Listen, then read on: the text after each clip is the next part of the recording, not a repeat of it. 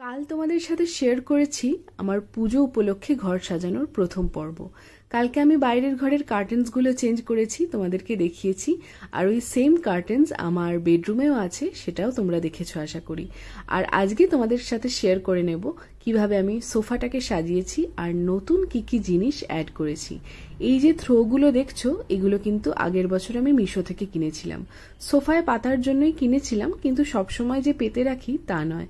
মাঝে মধ্যে শীতকালে এগুলো আমি গায়ে দেওয়ার জন্য ইউজ করি।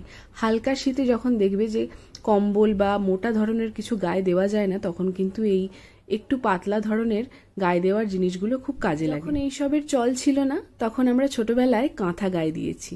তোমরাও কারা কারা কাঁথা গায়ে দিয়ে ঘুমিয়েছো ছোটবেলায় জানিও কমেন্টসে। কাঁথা গায়ে দেওয়ার কিন্তু একটা আলাদাই আরাম ছিল। আমার মা খুব কাঁথা ব্যবহার করতো, কিছু কিছু অন্য কাউকে দিয়ে বানাতো, আবার আমার দিদার হাতের বানানো কাঁথাও কিন্তু খুব ভালো ছিল। তো সেই কাঁথার মধ্যে মিশে থাকতো কিন্তু একটা আলাদা ভালোবাসা, কারণ ওগুলো হাতে বোনা হতো।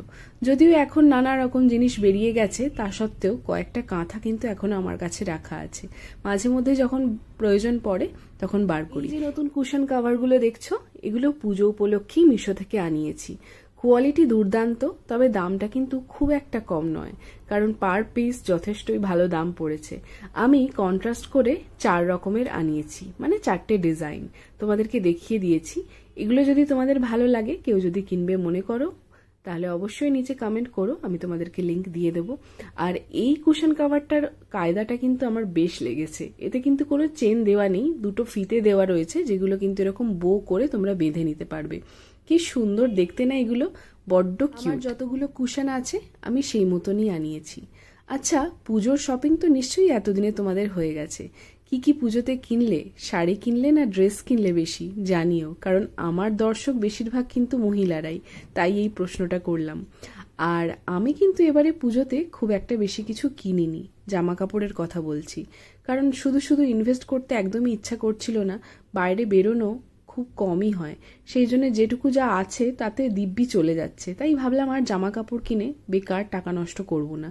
যেহেতু আমি ঘর সাজাতে খুব ভালোবাসি, তাই আমি ঘর সাজানোর জিনিসই একটু বেশি ইনভেস্ট করে ফেলেছি। যাই হোক, সাজানো তো কমপ্লিট হয়ে গেছে। কেমন লাগছে এখানটা তোমরা বলো। আমার কিন্তু পর্দাটা মনে হচ্ছে বড্ড ভালো মানিয়েছে এই ইয়েলো দেওয়ালের ব্যাকগ্রাউন্ডে। তোমাদের কেমন লাগছে জানিও। আর আরও এরকম হোম ডেকোরের ভিডিও দেখতে অবশ্যই কিন্তু আমাকে ফলো করে নিও। ভালো লাগলে লাইক করো, শেয়ার করো। তোমাদের সাথে দেখা হচ্ছে আবার পরের ব্লগে। খুব ভালো থেকো সবাই, সবাইকে খুব ভালো রেখো। টাটা।